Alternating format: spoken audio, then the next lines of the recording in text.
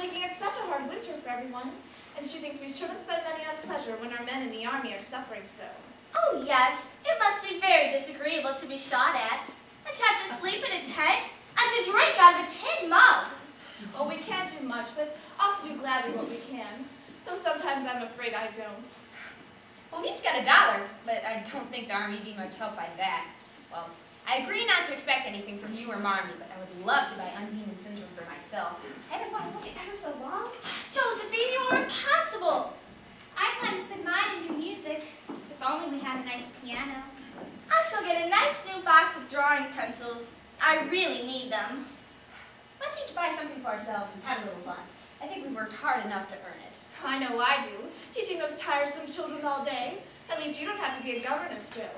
You don't have half as hard a time as I do. I have to be locked up all day with a icky old lady like Aunt March. Every time I find an interesting book to read, she starts calling, Josephine, Josephine, and I have to go help her wind yard or clean the bird cage. I don't believe any of you suffer as I do. You don't have to go to school with the pertinent girls who laugh at your dresses and label your father if he isn't rich. If you mean libel, I'd say so. I'm not talking about labels. It's as if Papa were a pickle bottle. I know what I meant, and you needn't be so satirical about it. It's proper to use elegant words to improve your vocabulary. Jo uses such slang. Elegant words. I like big, strong words that mean something. Jo, put your foot down. It's boyish. That's exactly why I do it. I detest rude, unladylike girls. And I hate affected, nibbly little school children. Now don't peck at one another. But Amy's always trying to be so elegant. She's even started wearing a clothespin on her nose when she goes to bed. My nose would be so flat and unaristocratic if you hadn't dropped me in the coal hod when I was little. Remember you two. Birds in their little nests agree.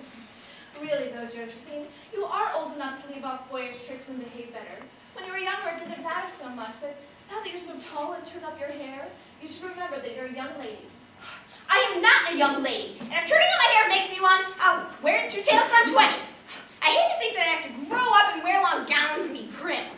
It's hard enough being a girl anyway. I wish I could go off to war with Papa and fight, instead of staying here like a pokey old woman. But Jo, Father is chaplain of his regiment, and chaplains don't fight. They don't need socks either. Oh, poor Jo.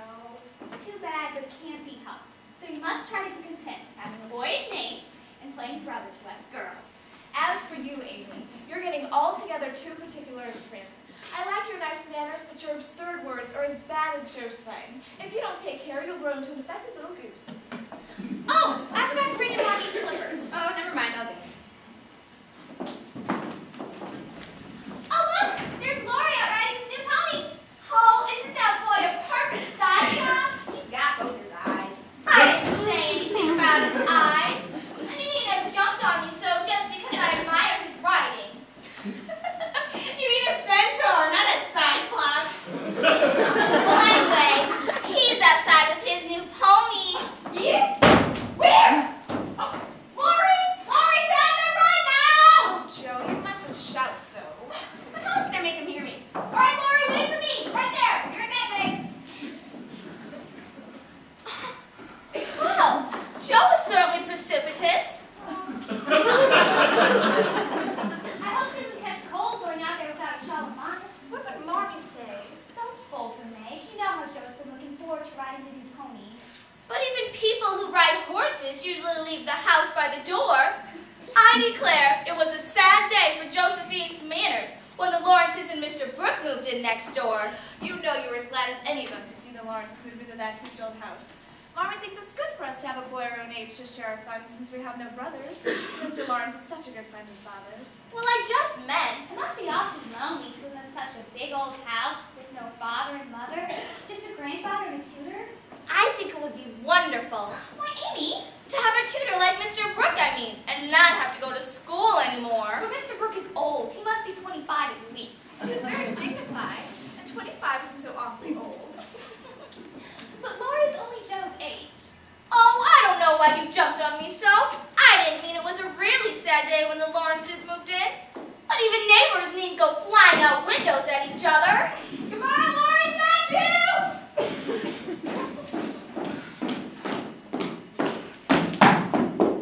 Look, aren't they wonderful? Real actor's boots.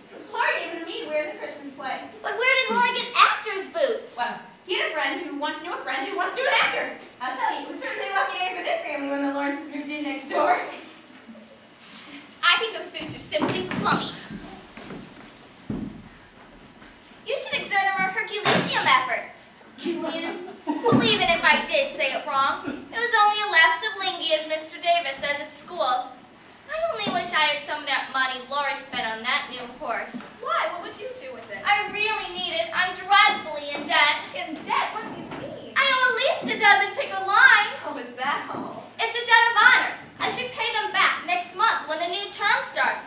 But I can't, for I haven't any money, for Marmee forbade me charging anything at the store. It's quite dreadful. Are pickle lines in fashion now? Oh yes, everybody buys them.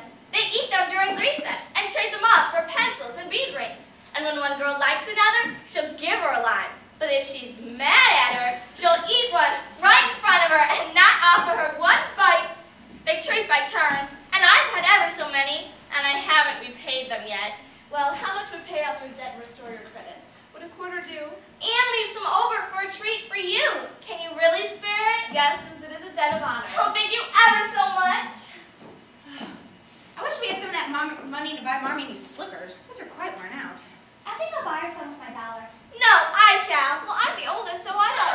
I'm the man of the family now that Father's away. He told me to take special care of Marmee while he was gone. So I couldn't buy the slippers.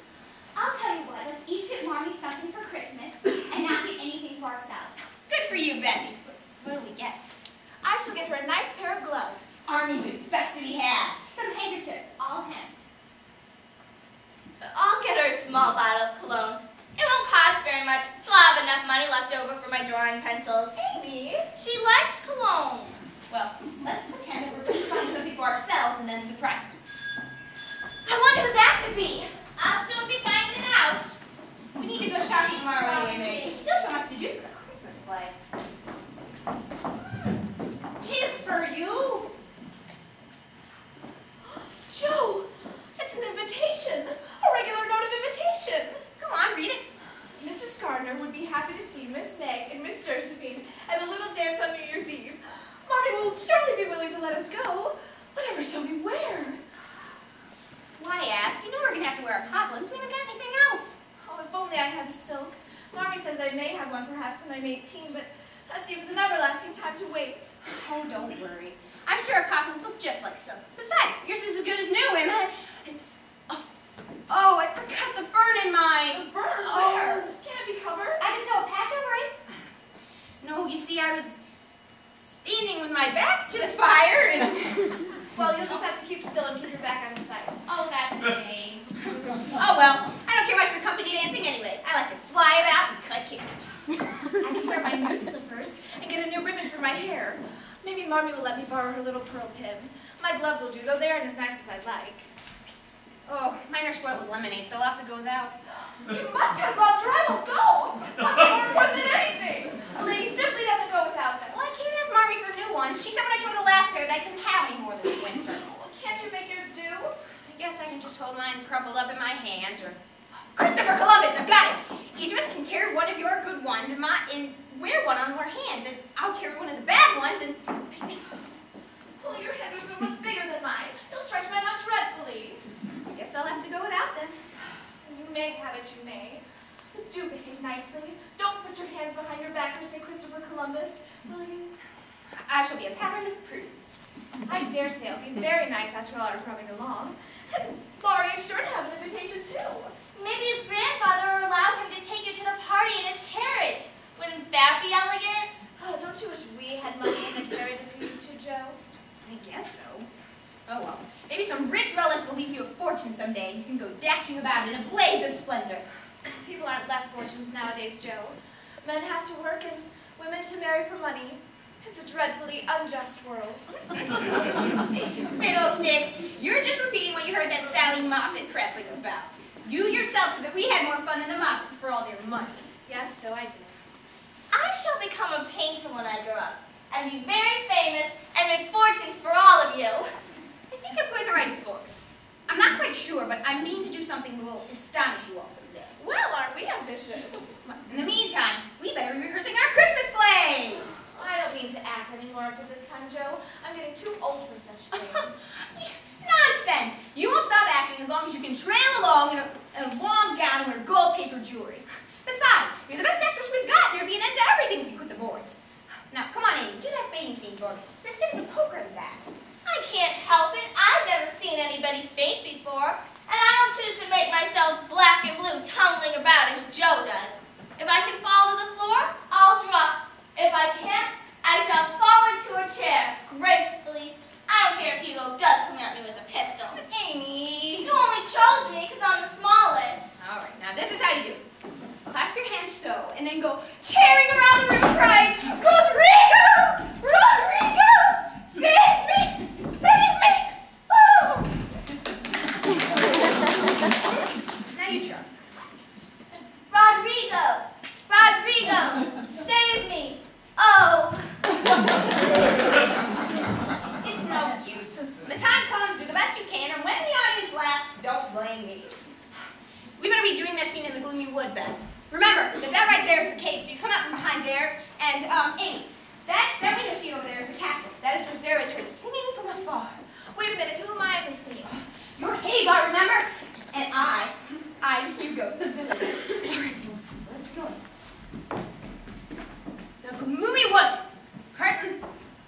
Within yon castle, grim and drear, liveth the lady whom I love. Zara the fair, the gentle dove. Her song is sweet. Tra-la-la-la. No, Amy, you're supposed to be singing a love song. Let's try this again. Her song is sweet. Tra-la-la-la. Yet I do fear that her song is calling to my enemy, Rodrigo. Lest he carry her away, ere this night had turned to day. 2 magic potions shall I get, one that will make the lovely Zara mine, and the other shall spell Rodrigo's death. And Hugo shall triumph yet! I don't know how you can write acts splendid things, though. You're regular Shakespeare. Not quite, but I do think the witch's curse is a rather nice thing. I would love to do Macbeth, if only we had the trapdoor for Banquo. I love the killing part. Is that the dagger that I see before me? Oh, no, it's a toasting fork. Beth, it's burning. Oh! Sorry. All right. Now we better be trying that potion scene. Remember, Beth, you're in this one too.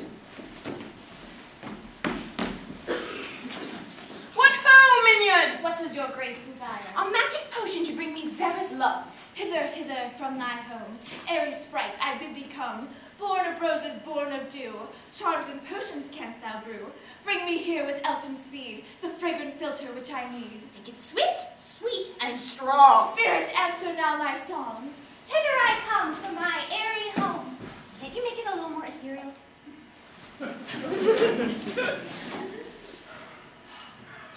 Hither I come from my airy home, afar in the silver moon. Take the magic spell and use it well, or its power will vanish soon. Oh, that was lovely, Bethany! Oh, all right, Amy, we better be trying the balcony scene. Let me make the balcony bigger.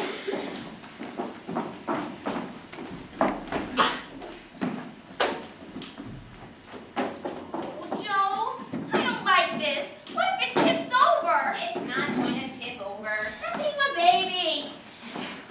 All right, great.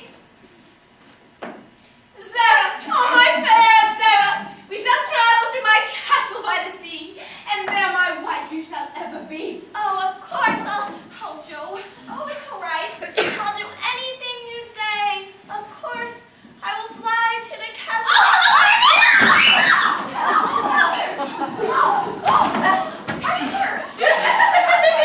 I told you so! I told you so! My dear, but I don't really know. It's all right, Hannah. Saints preserve us. What's next? Well, how did that get on today? There was so much to do getting the boxes ready for the hospital that I couldn't get home sooner.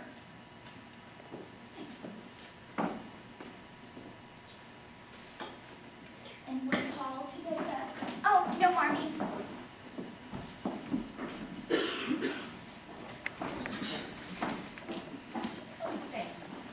How's your cold, May? Almost well, Marmy.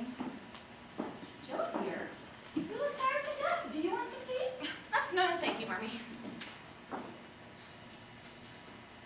I have a treat for you all. A letter from Father? Yes, a nice long letter. He is well and sends all sorts of loving wishes for Christmas. When will he come home, Mommy? Well, not for many months, dear, unless he is sick. He will stay as long as he's needed. Do you want to hear the letter now?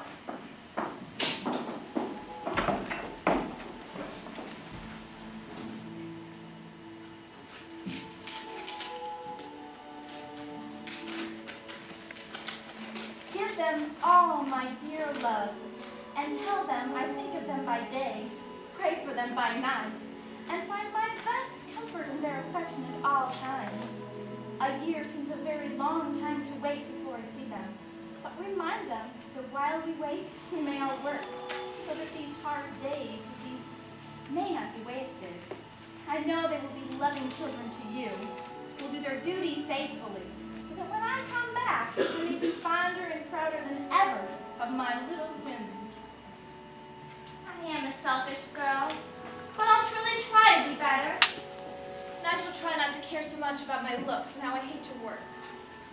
And I'll try not to be so rough and wild. Do my duty at home. Do you think domestic work is such a burden? Do you remember when you used to play Pilgrim's Progress when you were little and tied bags on your backs for a burden? And then we climbed from the cellar to the attic with all of our favorite things. We made a celestial city. If I wasn't too old for such things, I'd like to play that again. We never are too old for this, my dear, because it is a play we are playing all the time in one way or another. Our burdens are here, and the longing for goodness and happiness is the guide that leads us to the peace, which is a true celestial city. But really, Mother, where are our bundles? Each of you told what your burden was just now, except Beth, and I rather think she hasn't got to any. Yes, I have. Mine is dishes and dusting and being afraid of people. I think having to go to school is a great deal trying burden than ever being poor. Tell us a story like you used to, Marmee. Once upon a time, there were 4 girls who had enough to eat, drink, and wear, and many comforts, kind friends, and parents who loved them dearly. And yet, they were often discontented. They were constantly saying, if only we had this or that. So, one day, they asked an old woman what magic spell they might use to make them happy. Being something she said, when you feel discontented, think over your blessings. Being sensible girls, they decided to try her advice, and soon were surprised to see how well off they were. And I believe they were never disappointed in the magic spell, or sorry they took the old woman's advice. I like that. You'll be finding supper ready, Mom.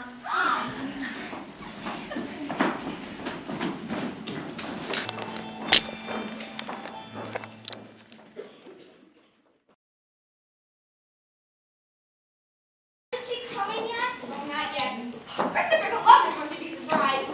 There now, the mirror itself would be shining no brighter. Oh, it's the most beautiful piano you ever saw. Wait a minute, where's the letter he sent you? Oh dear. Oh, Amy had it. Amy! Amy, where's the letter Mr. Lawrence sent with the piano? I don't know. Oh, here it is. Oh, here she is! Here she comes, everybody! Here, now, she was in here, so.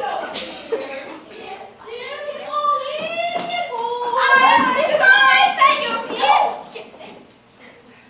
For Mr. Lawrence to Miss Elizabeth March.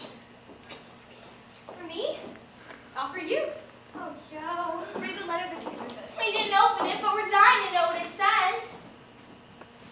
You read it, Joe. I can't. I feel flush. All right.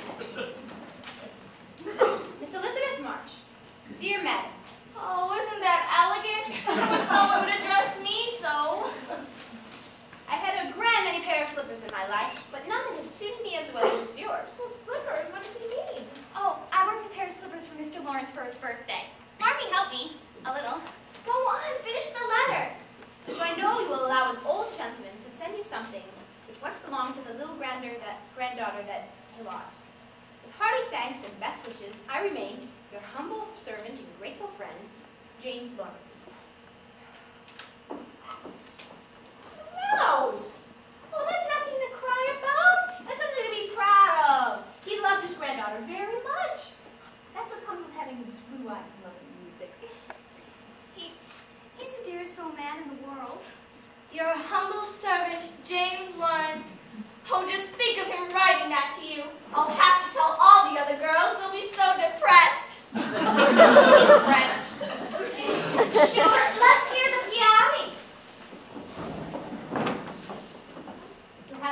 and thank the old gentleman.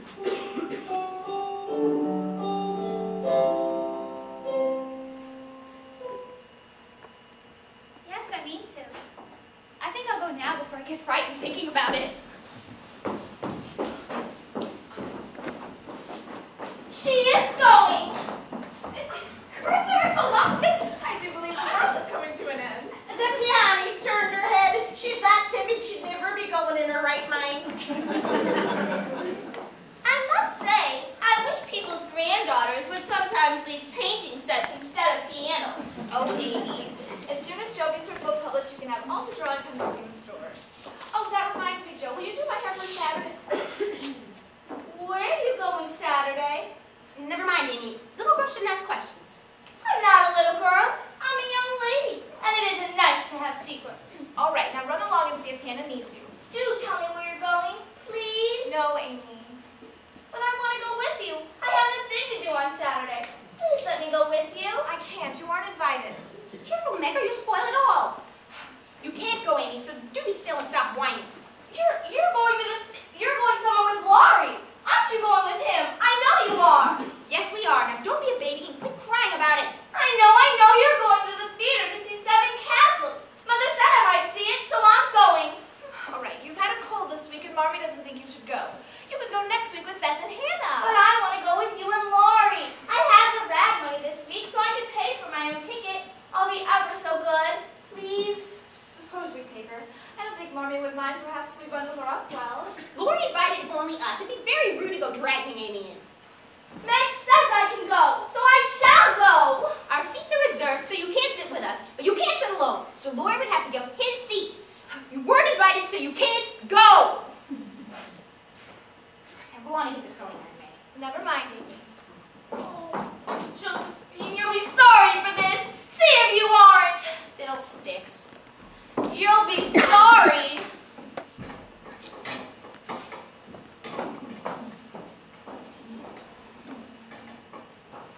Here we are. I dampened the curls. All right, we'll just try those first. I want him to look like Belle Moffat. Let's see here. I believe we can make him look like hers, all right? Where did Amy go? Oh, I don't know. Probably thinking of some way to get even with me. Well, you were a bit hard on her, Joe.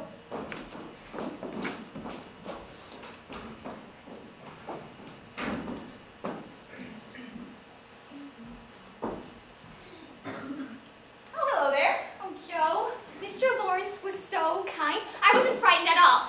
Although, I did forget what I was going to say as soon as I got inside the house. Oh, that's all right. Come over and see how beautiful Meg's curls are going to look. Ought they to smoke like that? It's the dampness drying. What a queer smell, like burnt feathers. Just take this off and...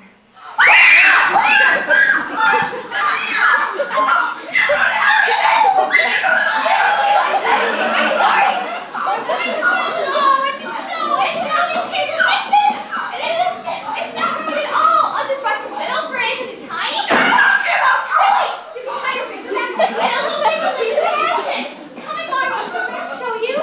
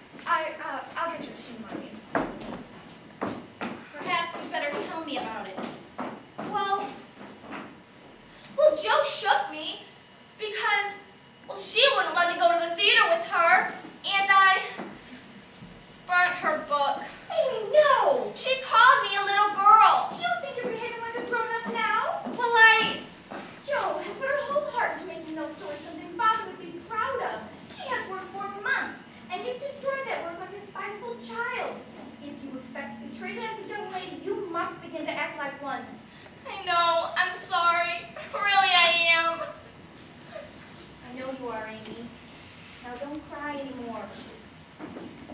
I'm going skating with Lori. Joe, I'm sorry. Really, I am. Never forgive you. My dear, don't let the sun go down on your anger. Forgive each other and begin again. I can't. She always gets away with everything. It was an abominable thing to do, and she doesn't deserve to be forgiven. Well, I'm sorry. I apologize. Don't say that. It's hard to forget the loss of the book. Well, She'll be better humored after she's skated a while. I'm sure if you went after her and said some kind little thing, I'm sure she'd want to be friends again with all her heart. well, I guess I'll try. I rather think that was a wise thing to say. Oh, I do hope so. That is, or maybe I'm the one that needs some advice. Yes. I want to confess something I did. What is it, dear? Shall I go? No, there's no need. Perhaps knowing my mistakes will help you in the future. We are prepared. It's about that party that Joe and I went to at the Gardners. I'm afraid I made a fool out of myself, Marmee. Tell me about it. You see, after I got there, I let Sally and some of the other girls persuade me to wear lots of powder and lip salve. I know Laurie thought it wasn't proper, for one man called me a doll. I see. And I tried to flirt. Why, May! There is something more, I think. Yes, there is. It's very silly, but I do want to tell you. I hate so to have people say things about us and the Lawrences. What about us and the Lawrences? Well, that we're friends with Laurie just because he has money, and that it would be a grand thing if one of us married him, and that you have plans. The idea! Why didn't you just tell them they were wrong? Well, I couldn't. You see, I accidentally overheard Mrs. Moffat talking to one of the other ladies. She said, Mrs. March has made her plans, I dare say, and will play her cards well, young as the girls are. I was so angry that I forgot I shouldn't be listening. I was very unwise, I see, to let you go among people who are kind enough, no doubt, but worldly, ill-bred, and full of vulgar ideas about young people. I am more sorry than I can say for the mischief this may have done you. Well, don't be sorry. I'll only remember the nice things about the party and forget all the bad things. But do you, Marmee, have plans, as Mrs. Moffat said? Yes, I have a great many. All mothers do. But mine are different from Mrs. Moffat's, I suspect. Tell me. I want my daughters to be admired, loved, and respected, to have a happy youth, to marry well and wisely, and to lead useful, pleasant lives with as little care and sorrow to them as God sees fit to send. It is natural, Meg, to think of marriage and to wait and hope for it. I am ambitious for you, but not to marry rich men merely because they are rich. Money is a needful thing, but I never want you to think of it as the first or only prize to strive for. I would rather see you poor men's wives, if you were happy and loved, than queens on thrones without peace and self-respect. Belle says poor girls don't stand a chance. Don't be troubled, Meg. Poverty never daunts sincere love. Excuse me, Miss March. Well, what should we want in pie for supper? Oh, yes. Hey, no, Marty, you quick! Phoebe! Have mercy, I was supposed to know! What is it, Judge? I knew that. I didn't tell her. I'm gonna go through! Here, bring Amy in here. Now, we got her. Oh, you're going on home with Mr. Laurie to get in some trouble. No, over here. Come on, we're gonna get these packages.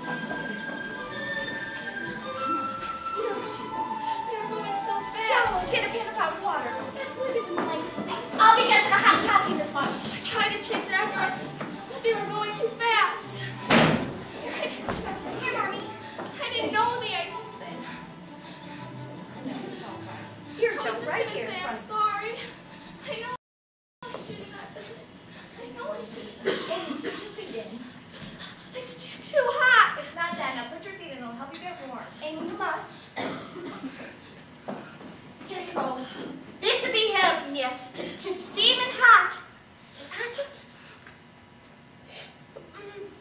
Just because I almost drowned doesn't mean you have to scald me. Beth, will you bring my slippers, please? Don't be mad at Laurie or Joe. I won't. Are you getting any warmer? Yes. A little sleepy too. Laurie and Joe Joe hurt her hand, I think. All right, Amy. Now, we want you to put these slippers on. Be kind to Joe. It wasn't her fault. Right. I'm sorry. It's all right. Put these on. Now, I'm going to take you into my room. I want you to lie down and rest for a while. All right? I'll get the rest of these things then. Oh, I'll take this. Babe. I'd best be getting back to me pie making.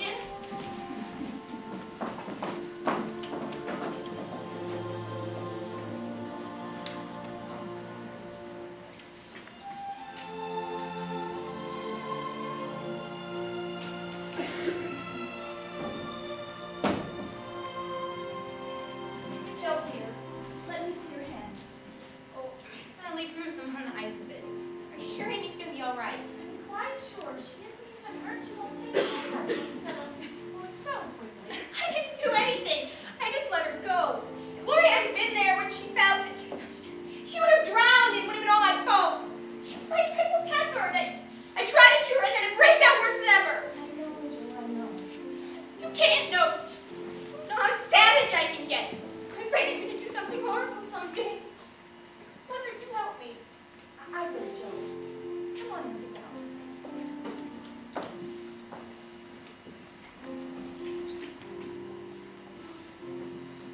Joe, dear, we all have temptations, many greater than yours.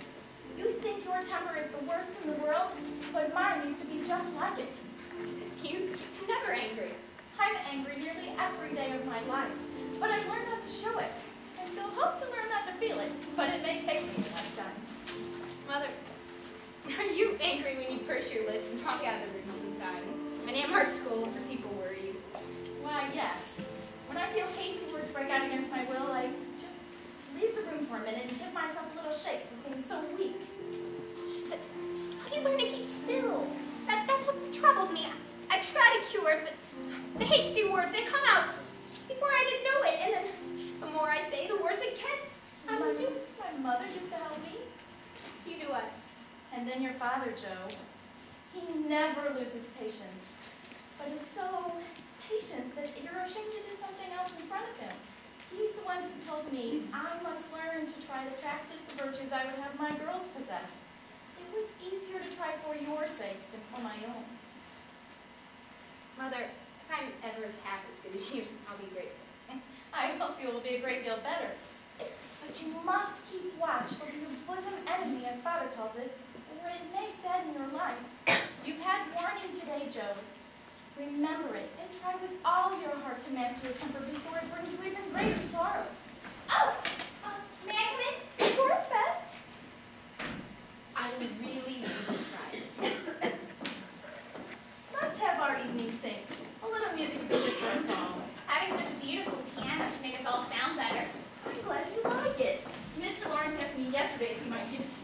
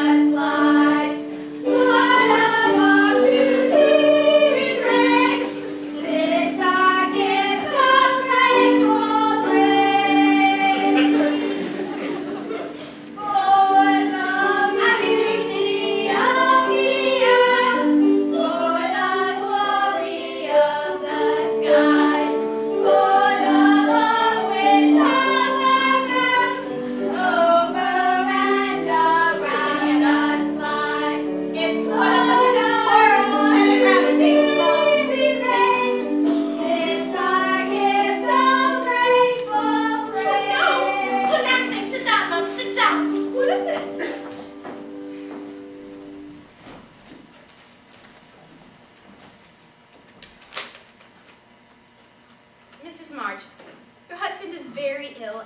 Come at once. S. Hale Blank Hospital, Washington. I must leave at once, although it may be too late. Oh, children. No, I'm not going to waste any time in crying, but be getting your things together right away. Come along, Josephine. You can be helping me. You can do the errands.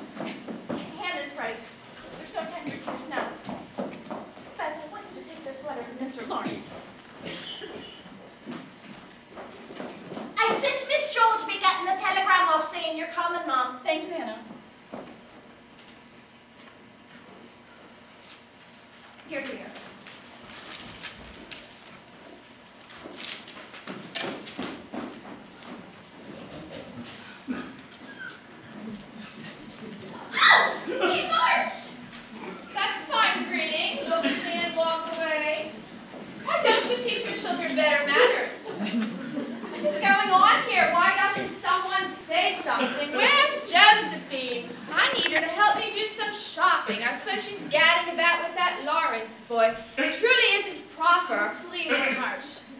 What is it? We just had a telegram from Washington. Father's very ill. March ill? A fine state of affairs. Go off to war and get sick. Should have stayed home. I'm sorry you don't approve, Aunt March. He did what we both felt was his duty. Duty? What good is a preacher in a war? Every regiment must have a chaplain. There are a great many things he can do. When he's sick, I suppose. If you'll excuse me, since we can't seem to agree. Of course, you'll be wanting to go and take care of him. Do you think that I would stay here? You know what I think. No one cares. Take this. For medicine thing. I think we can manage without any help. Take it. March is my nephew. If he wants to be foolish, I'll help him. Hurry along now.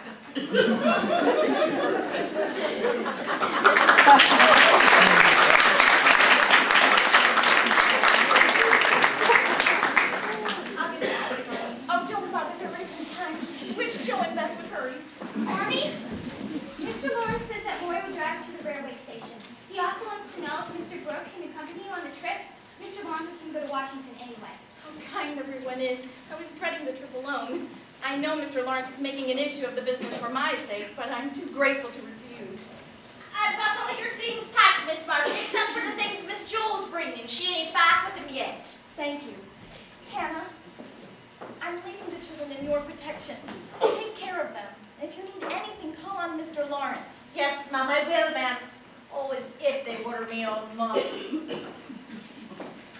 I wish you Hurry your wraps, Marmy. there's so little time.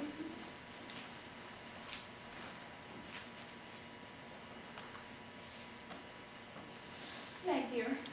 Be prudent. Watch over your sisters. Consult Hannah, and in any perplexity, see Mr. Lawrence. I will, Mommy. Amy, help all you can, and be obedient. I'll try. Truly I will. Beth, dear, comfort yourself with your music, and be faithful to your home duties. Here's the money and things for making Father comfortable and bringing him home safely. $25? Where did you get it? I hope you haven't done anything rash. Oh, no, I didn't beg, borrow, or steal. I only sold what was my own. Your hair! Your beautiful hair! Joe, how could you? There was no need for this. She doesn't look like my Joe anymore, but I love her for it. Oh, it doesn't affect the fate of the nation, so don't wail. Besides, look at my brain's good to have that mop taken off. The barber said it was growing curly, boy should be coming, so it'll be easy to keep in order, and it's nothing, really. But how could you do it? Well, I was dying to do something for Father, and I passed this shop, and they were selling tails of hair in the window. And so I went in and asked if they'd buy mine, and they did. I only hope you won't regret it. Won't it, for Father? Laurie and that Mr. Brooke are waiting to be taking you to the station, Mom. Tell them I'll be out in a minute, Hannah. Yes, Mom.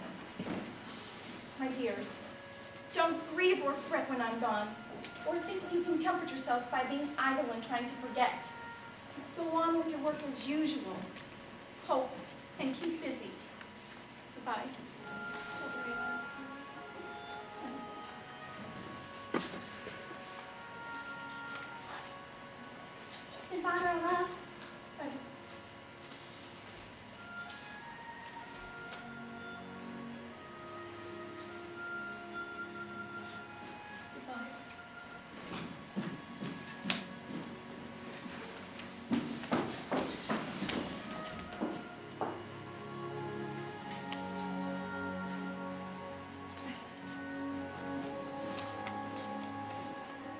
I feel as if there's been an earthquake. Seems as if half the house is gone.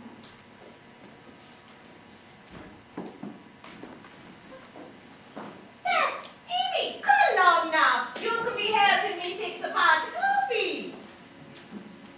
I think anxiety is very interesting. I'm very glad Mr. Brooke went along with Marmy. He's so kind. I guess so.